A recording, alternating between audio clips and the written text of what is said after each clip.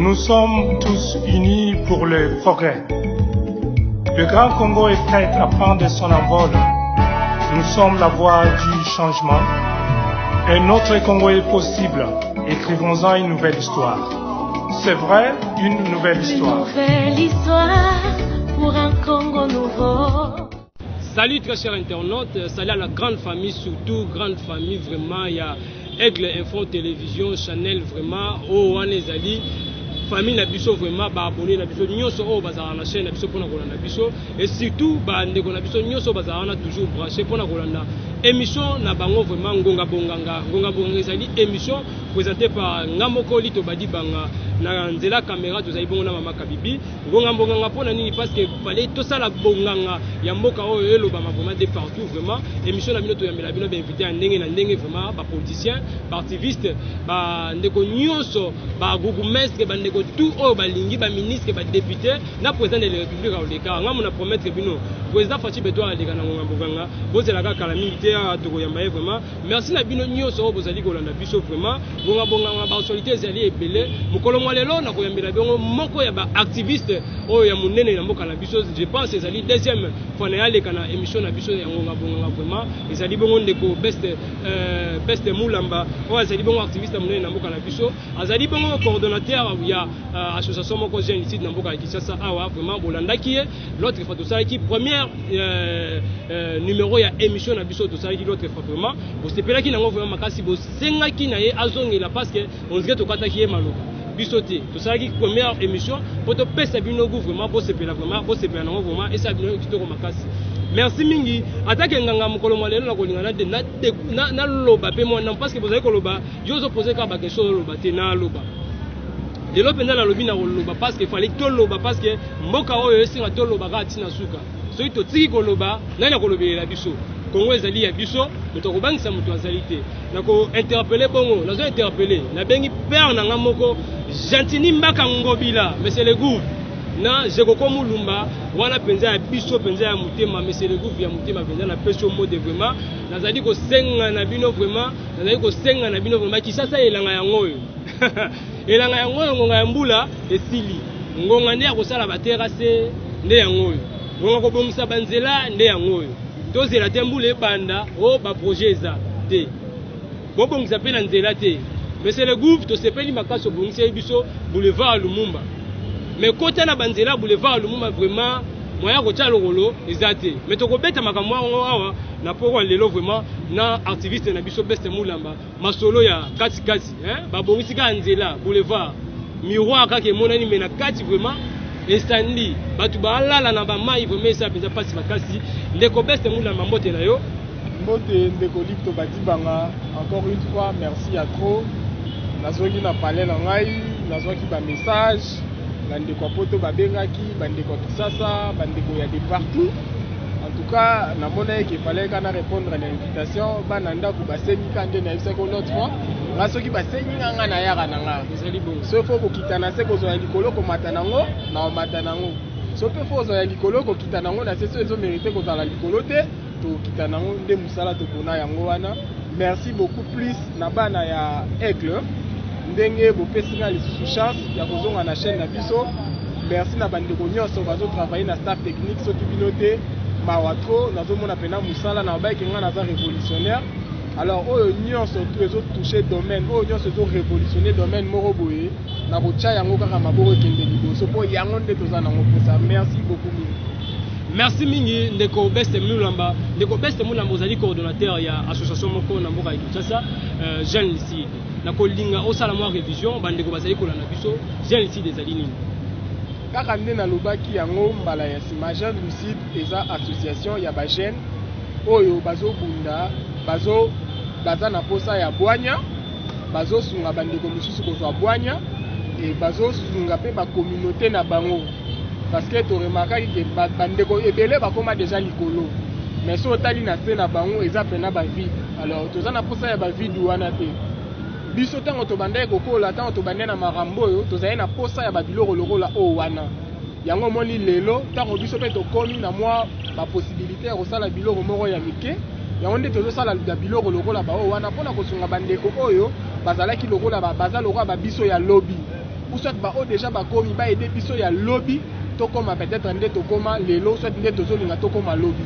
Donc jeune du site musala nango yango wana eza association moko sans but lucratif eza pona ko aider ba jeune pona participation na bango ko tia makasi na bango nyoso na ba société na biso ekende liboso ko lakisa importance na bango na ba société na biso kozala utile nde batangisa biso se rendre utile dans la société. Yango nde to salaki eloko wana soko tali na statut na biso tu vas voir que tu détermines au moins bar par bar eza tellement ebele moyen d'expliquer yango wana te mais en général musala nango yango wana. Donc elo na ko lo ba likolo jeune du site yango wana. OK, merci mingi ndeko Best Mulamba. Ndeko Best Mulamba na mboka ya Congo nazali koyebisa yo oza activiste o dénonçaka makambo mabe lelo tribalisme.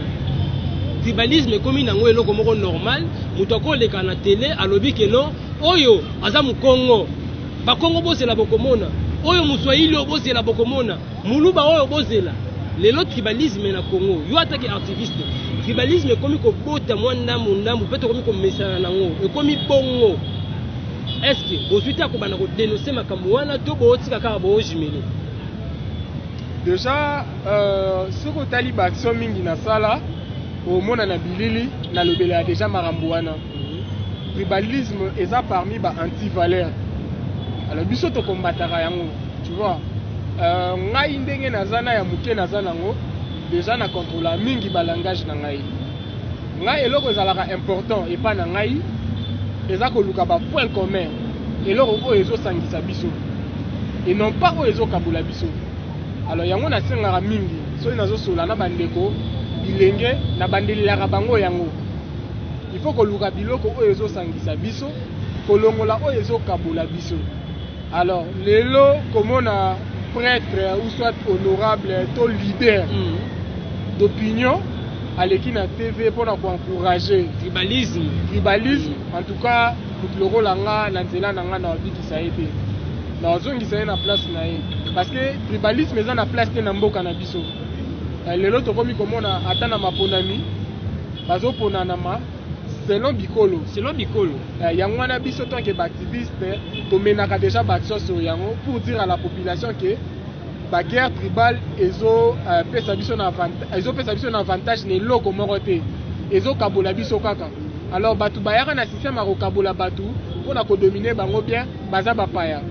Alors tant que activiste panafricaniste biloko wana na nzela nanga na bikisaka yango en tout cas na bukaka yango na leki ezalaka na place te na nzela nanga. Tribalisme ezalaka na place te na nzela ya Best Mulamba. Ndeko Best Mulamba lelo ozali leader ya ba jeune lelo ba jeune baza manipuler pas ba politicien likambo wana bandeko ya poto ba diaspora balobi na tuno yango ndeko Musampa na Canada ebisinga tunelanga Best lelo ba jeune bazali manipuler pas ba politicien yo attaque leader ya ba jeune ou encadrer ba jeune bozo bouleni ni pona ko veiller jeunesse wana alongwa na monde ba politicien zela ko manipuler ka bango nini bozali na ko boule pona ko sala pona ba jeune na ba na mo en fait. Alors ce ko tali na ba action mingi to sali mikolo yo eza beaucoup plus ko lukake ba population na biso ba profitaka na komba na biso. Alors la seule façon oyo population na biso bakoki ko profiter na komba na biso eza ko mener ba action oyo ezo kende na avantage ya population na biso. Alors excusez manipulation ya ba politiciens to ebinde zalaka peut-être ya kokosa te nous aussi on a été des victimes yango no monike ba biloko tozo sala lelo tozo corriger na berère oyo biso to koyaka lobby pour na futur ya ba o bazo ya lobby bazala déjà na c'est déjà meilleur que les biso ya lobby. Donc bon ça na facilité ya ko leka étape moko boy parce que comme monnaie courant ba politiciens bazo benga ba jeune bazo utiliser bango nous aussi quelque part on a été victime ata financièrement et moralement on a été corrompu ba corrompaka biso peut-être moralement yango no moni na ba action to na nyonso tozo ko sala ba association ba dynamique ba nyonso na tozo meka mpe ko éveiller beaucoup plus jeunesse parce que biso rende tozala ba victime nous on a été victime Alors tout ça l'effort que la génération au baroya simanabiso pas à la victime ya eloko wana te. Alors to solo la rana bango to mekaka pe ko lakisa bango vérité. Tango nini politicien abengaka bino pona nini abengaka bino pona nini, tout ça on essaie de dire à la population pas à au courant de ça de façon que pas éviter yango. Alors to kanga mabo te to sala ka yango déjà ba acte wana to sala ka yango déjà malgré ça muke mais ndambu to banda ko mata si comme en général. Donc tout ça là yango déjà préserver la politique pas à la population pas à la marche pe ya ba politicien te. OK, merci mingi ndeko Best Mulamba. Donc penza ko beta biloko ekoki vraiment ndeko Best Mulamba bonga mato beta mwa biloko moi c'est parce que et ça la penza bandeko no so basali ko landa biso bandeko Aigle Info Télévision Channel vraiment ndeko Best na monaki na ba vidéo tango zo dénoncer bitumba est et si là bandeko est ba M23 ba abo bandeko na biso na est bandeko bazo kufa chaque jour ndeko Best Mulamba yo zo dénoncer ngo mais tout moni moko ya artiste na biso monene na komba inosbi o azali pe moko ya bandeko ya est parce que ya azali penza mwana est ya lobby yena bandeko ya Rwanda bazana problème te yeso ba pesi na mbongo ya kene abesi na concert na Rwanda abesi na sepesi na bato ya Rwanda tango fa de saison kufa bazobunda na est ya kobeta na concert na Rwanda tango bato ba kufa na bona est yo eloko wana tango yambi yango esali oneni beta mwa biloko place na to c'est bon. Bon, en tout cas, Boli Misiminga, ngai bitumbananga eza kosangisa bato. Kokabola bato eza bitumbananga te. Ce qui veut dire quoi? Avec la population rwandaise, naza na problème na ba population rwandaise te. Ndenge moko na ndeko nanga. Ba Rwandais au final, baza ba victime ya gouvernement rwandais pe lisusu. Parce que ce qu'on a dit dans Internet, les journalistes rwandais, les chroniqueurs rwandais, ils sont victimes du système Kagame. Alors, ennemi Nabiso commun, Nabiso na peuple rwandais, et ça, l'homme de Kagame, n'a pas 40 voleurs. N'engemo na Alibaba na 40 voleurs. Donc Kagame a le roi Alibaba, gouvernement a le roi 40 voleurs. Alors le problème c'est quoi? Moi, je suis panafricaniste. Tu vois? Koko na ngai ba panafricaniste ba Lumumba ba Thomas Sankara ba Kadhafi ba Kwame Nkrumah objectif na bango ezalaki ko unifier Afrique et non pas diviser l'Afrique. Ndeko na biso azana raison quelque part mais le problème ezo comme na place ni pays o ya agressera baninga ba affaiblissaka pays wana pour azala na makoki ya ko agresser baninga te. Donc ce qu'on doit faire au Rwanda c'est ça. Avant d'arriver d'abord à faire la guerre avec les Rwandais, il faut d'abord affaiblir les Rwandais financièrement. Tu vois? Donc, ce qu'il est là, Ndekonabiso Akei Kuna Pona Kobeta concert, il va aider les Rwandais à gagner de l'argent. À partir de Yambon Rwanda, Ndebonson Basiko Minduki, pour la Roya Kobomela Ndekonabiso na Esther. Donc, ce qu'il doit faire, c'est quoi? Selon moi, si c'était moi à ta place, j'ai rien contre la population rwandaise. Mais au Rwanda. Mais ndeko Best Mulamba olobi oza problème na bandeko ya Rwanda to mutika lo mona te bandeko ya Rwanda na Rwanda kuna atana Kigali wana basala ta masque bayebisa président Kagame que non pour nous oboma ba congolais. D'accord. Je vais continuer, je vais en venir là. J'ai vu Youssoufa annuler concert naé il y a Rwanda. Parce qu'il a compris, ou soit il avait, je pense qu'on avait presque le même idée avec Youssoufa. J'ai vu Dadju le faire. Avec Fali, tu vois. Gims. Moi j'ai condamné Marcon. J'étais dans la rue pour dire non à Marcon. Avec notre frère innocent, on a fait ça. Fali, il a soutenu Marcon. Je pense que innocent a beaucoup d'invitations selon ce qui se dit. Alors, comment on peut condamner celui qui soutient les Rwandais, Toboy Koyambaye, mais aller pour accueillir les Rwandais? Alors, je vais revenir à ta question.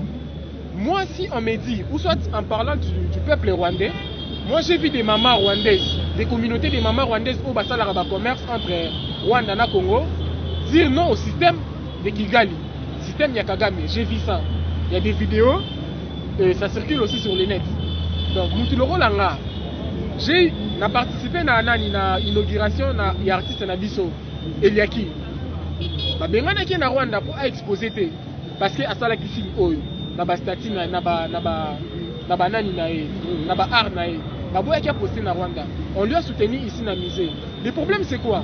On doit affaiblir l'économie rwandaise. Alors on n'a pas le temps d'aller investir là-bas, soit aller faire quelque chose qui peut leur apporter de l'argent. C'est ça les problèmes. Avant d'abord arriver à faire la guerre, regardez ce qui se passe en Ukraine avec la Russie. On affaiblit la Russie financièrement. Parce que la guerre, elle est économique. Aujourd'hui, pour faire la guerre, il faut avoir des économies. Et quand tu n'as plus de l'économie, tu ne vas pas faire la guerre. Donc c'est là où notre frère s'est tombé. Donc il y a des artistes. Ouais. Il y a une population rwanda qui a un problème. Mais aller faire du business là-bas, eh ben, tu grandis l'économie rwandaise. Et après, nos frères seront tués. C'est là où moi je cause problème avec lui. Mais quand on dit qu'on n'a rien, nous, notre combat aujourd'hui, c'est unifier l'Afrique. Donc on n'a rien contre la population rwandaise qui sont victimes du système de Kadhafi, de Kagame. Donc c'est ça un peu. Ok, merci Mingi. Pour la baisse de peine à Moni, après si, moi, raison côté de Gonabiso, Inosbi, moi, allons au PCP moi tort. Donc 50-50, selon eux. Bien sûr. 50-50. C'est côté Moussa Zana raison. Bon, je ne sais pas combien de pourcentages vous en avez raison, combien de pourcentages vous en avez tort. Mais au moins, j'ai donné mon point de vue. Je ne peux pas nourrir l'économie rwandaise. Mais de Gonabiso, on a pas débordé à classer les bandes Kishasa, les bandes Kishasa. Bango baza musika, baebi ma passion bituma côté les alaraté. Biso toko pera na biso na Rwanda. Vraiment, na évité. Yo ko lo banini côté makambo. Bon, en tout cas, je n'ai pas vraiment suivi la vidéo. Je ne sais pas de quoi il parlait, mais si je... Ceux qui ne comprennent pas, le lengozo le bela. Ceux qui abandonnent le bela, point de vue, je ne condamne pas ça. Mais le problème est que condamner Kinshasa, ça sent un peu injuste. Tu vois? Parce que ici à Kinshasa, na kosa la concurrence, il y a des dégâts, est na kinte, est ils ont agressé. Mais ici à Kinshasa aussi, on a milité et on continue de militer. On prend des risques pour la paix partout en RDC. Et ce qu'il faut comprendre, alors, on contre le langage. Il n'y a pas la guerre en Est du Congo. Il y a la guerre au Congo. Bango baza batu ya logique peut-être, il y a Est dans le Congo. Mais moi, à chaque fois que je défends la guerre au Congo. Donc, Mbalamorote, Moukolomorote, tout à l'heure, on a des Ukrainiens, bazo biso que guerre est dans Donbass. Non, balobara guerre en Ukraine. Tu vois, quelque part, ils ont déjà injuste de dire qu'il y a la guerre en Est. Parce qu'il y a la guerre au Congo. Guerre, il y a Est déjà, guerre, il y a Congo Mobimba. Alors, biso le roi activiste, to mema yango. Donc, on a vu que guerre est partout dans le Congo, na bundaka, pour na paix partout dans le Congo, na bundara, pour na paix na Est. Na kwa mutu guerre ezali kama on a sapoya to bunda pa place nyonso ba guerre ezali to bundaka. Le problème est que Congo ezala na kimia. Donc, eza mambo est mais eza mambo Congo. Ok, merci mingi eza makambo Congo. Congo ne tozali ko bundela biso nyonso oyo vraiment. Soki to lobite na ko lobela biso. Biso ne ba congolais. To loba pona mboka na biso ke liboso. To sala bonga ensemble vraiment et ça la penza kitoko makasi vraiment ndeko Beste Moulamba na bandi ke bande ko belé ba s'inquiéter balobi oh mais beste jour na ya activiste on dirait tout moni ke non azana na bambition politique asa ine ba biloko azo sala o a créer ba visibilité ba mona gazo combattre na balabala mais azana na bambition politique par rapport à émission celle qui l'autre fois c'est que aux anos politiciens ndenge batu bazolo izanga ité en tout cas pour na bande ko ba ebinga te ngana bandi balabala avant 2014. Donc, dans un mois, nous avons une marche. Je me rappelle de tout comme si c'était hier. Donc, si c'était pour faire la politique, déjà, Bandakala, on a des amis qu'on a commencé avec, ils sont devenus politiciens. Alors, vous pensez que depuis 2014, style et l'eau, je vais continuer dans ça, sans parler de la politique, ou soit sans cause de la politique. Naloba kinga na répondaka na oyo communauté nanga ezozela nanga donc nazala ki ambala sima j'ai reçu des messages et des appels ya kozonga donc nazongi donc ce qui lobi nga nazala parmi bato ya ke si la RDC déclare la guerre contre un pays qui nous agresse vous êtes capable de même sans formation non là t'as tenu on a dit peut être qui na fond na qui na fond. Donc on a répondu à l'appel, c'est que à 80 millions de Congolais, ça bien. moko soki aza mabe nga naza mabe. Donc tu peux comprendre des places bochanga, mais si ils ont un point de vue à Batou, je respecte. Mais s'ils ont des questions, ils peuvent me poser ou soit t'envoyer, je vais répondre carrément. Donc si j'avais des ambitions politiques, ou soit si j'aurais des ambitions politiques, Batoubaka Moité, on a répondu à un appel.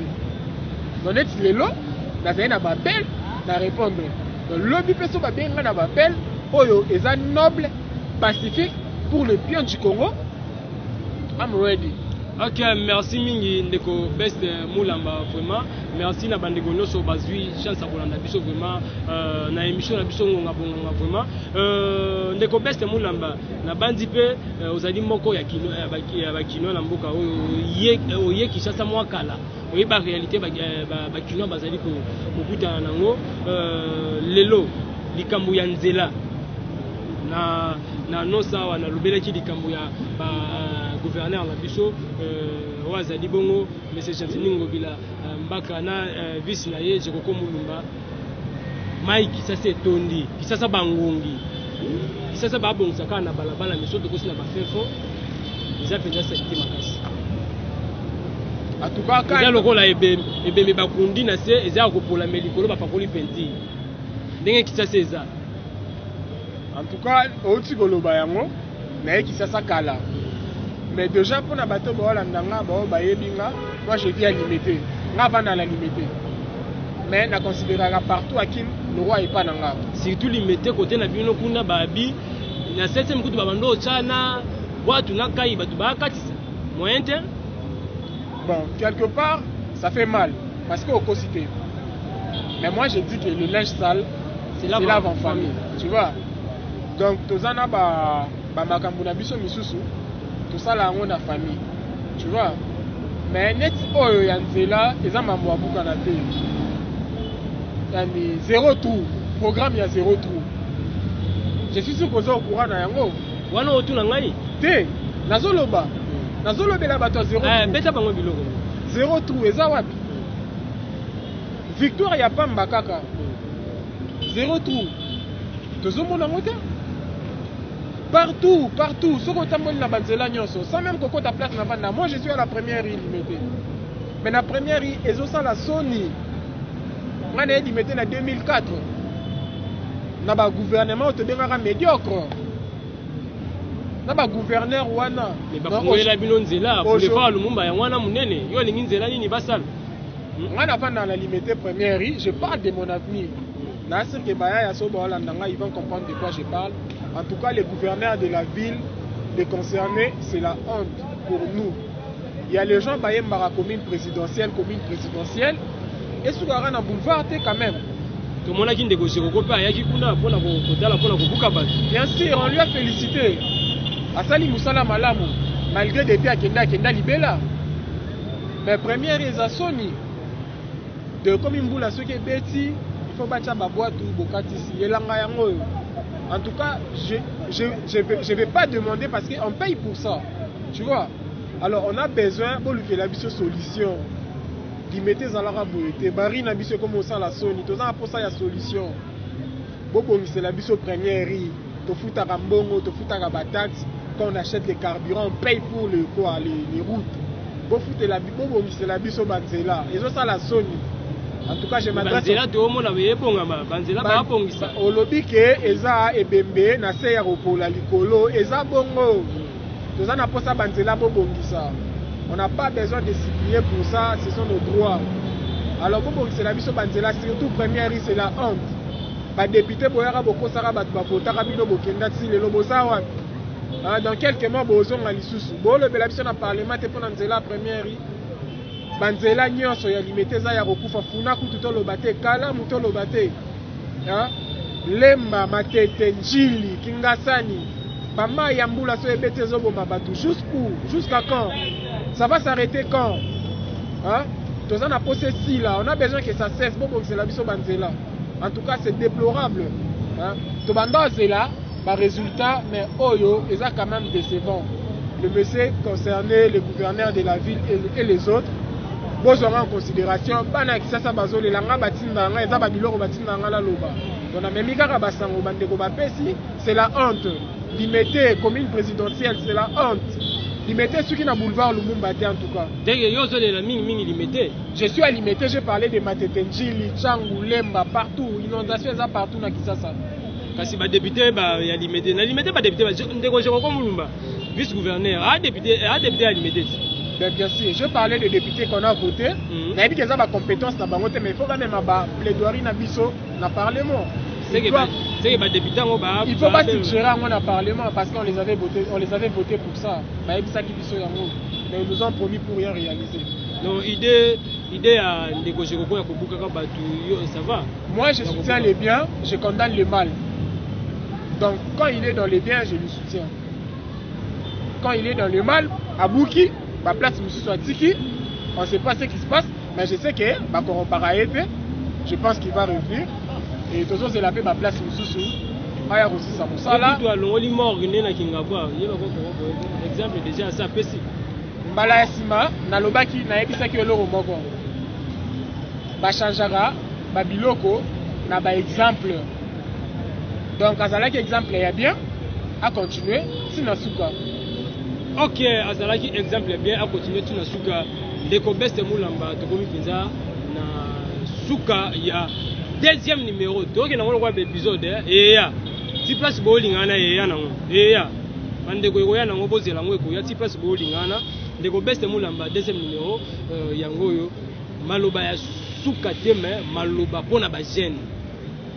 L'autre fois, tout ce qui n'a maloba bajen, surtout bajen no baza manipulé, bajen no baza ben inconscient, dit le lot, bajen baza ben inconscient. Message ouana bajen en tant que leader à bajen, peut ça message j'ai souka pour ne pas bajen comme ça, on profite peu, on peut seulement détourner personne moi vraiment et ça la personne qui te remarque. En tout cas, ce qui compte par rapport à la jeunesse, car on est na Otako Lobayango, on a été manipulé, on est en train d'investir sur nous-mêmes pour chercher à savoir si on est toujours manipulé ou pas. Mais je pense qu'aujourd'hui, si je suis manipulé, ce n'est plus financièrement ni moralement parce que moi-même, j'essaie de me tenir bien moralement. J'essaie d'être libre. Alors, les politiciens qui manipulent la jeunesse, à chaque fois qu'il y a un intérêt à Bango et vous allez toucher, ils vont retourner pour manipuler la jeunesse. Mais je vais vous dire un truc. Notre jeunesse d'aujourd'hui, elle est manipulée. Mais demain, on sera plus jeune. Qu'est-ce qu'on va laisser à nos enfants? Qu'est-ce que nos enfants hériteront? À part Nabiso, les grands d'esprit à Mboka Oyo, ils nous ont demandé de nous prendre en charge. Parce que nous avons en charge. Alors, tant que les jeunes vont continuer à coller là, to continuer à cause la alarmiste bato ko lelaka lelaka ba coopéra bato ça la ba cop. Aujourd'hui ceux qui congolais nyonso a eu conscience aza sous manipulé te aza sous manipulable te parce que so tali na est ben ennemi bazo ça la biso guerre mais bande ko na biso mo pe ba ça la biso guerre. Donc avant d'abord d'accuser les autres, moi je pense qu'il faut travailler d'abord sur nous-mêmes. On doit se mettre, en fait, se remettre en question. Nous demander si nous sommes dans la bonne voie. Qu'est-ce que nous sommes en train de faire? C'est quoi notre part? Qu'est-ce que nos enfants vont hériter de nous? Alors c'est pourquoi tu nous as vu, nous on a pris ces risques-là. Parce que tu comprenais que le roi marche bien dans alors, on est à la choix. Nous avons la choix. Les politiciens ont pris. Et puis l'obikuna, au commis Moutouma sans combat, j'ai une personne qui n'a plus la dignité parce qu'aujourd'hui le peuple congolais a perdu sa dignité. C'était le combat de Lumumba. Et aujourd'hui ces gens-là qui nous manipulent, c'est par rapport aux pertes de nos valeurs. Moi je vais demander à la jeunesse de se poser la question d'abord sur soi-même. Qu'est-ce que tu es? De quoi est-ce que tu es capable? Qu'est-ce que tu devrais être? Et qu'est-ce que tu es? Et si tu te poses ce genre de questions, il y a une question on va se poser à yango. Ce qu'on commis na boigna parce que l'autre fois c'est l'ambition de kanisa et toza sûr que ebandeli ya boigna et ça déjà ebandeli ya ko réussir ça déjà ebandeli ya réussite. Alors remettons tout en question. Qu'est-ce qu'on a et qu'est-ce que nous sommes? Qu'est-ce qu'on devrait être? Retrouvons notre place dans la société, dans la dignité. et récupérons les pays aux mains des impérialistes.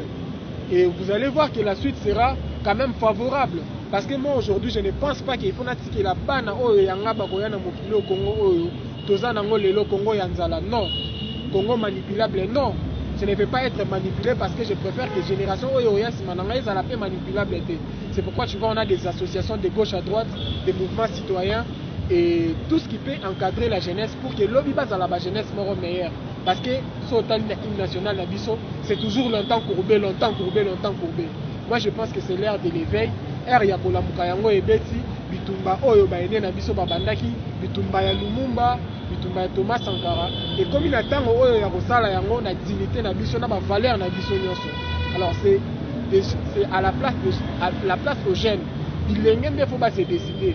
Les autres lamuki tozo ba risque na c'est que lobby toza su biso morote lobby kuna toza na biso na bana na biso pona kozwa place oyo ya biso. Ok, merci mingi pour le message na ba jeune ozemula ma beste moulama vraiment asalinga plaisir ko santé merci mingi pour le message vraiment bandeko balandi ya Aigle Info Télévision Channel soyi bomoni na bandiko kanga mikana na ngabo iseke to komi penza na suka ya entretien na biso lelo ngonga bonga émission ngo ezaki bongo présenté par Ngamoko Lito Badi banganga na bino invité na nga ezaki bongo Beste Moulamba oyo azalaki bongo invité na biso pour la deuxième fois na 4e maloba parce que tozali ko sala 3e donc na ngo bongo ti place bo lingana vraiment merci mingi na nzela caméra ezali bongo maman kabibina azali kuna vraiment merci à tout le monde au balandi biso vraiment merci surtout na ba diaspora ba combattant oza vraiment bandeko est na pesi bino mbote na bosani bino te na bosana biso na bosana bino jamais bandeko pe ya kota bandundu kuna mwa bitumbe zaza nango me kinye ekota nango bandeko bayaka bocha na se bandeko bateke bocha na se vraiment mboko ezaka ya biso tozaka ba congolais. Merci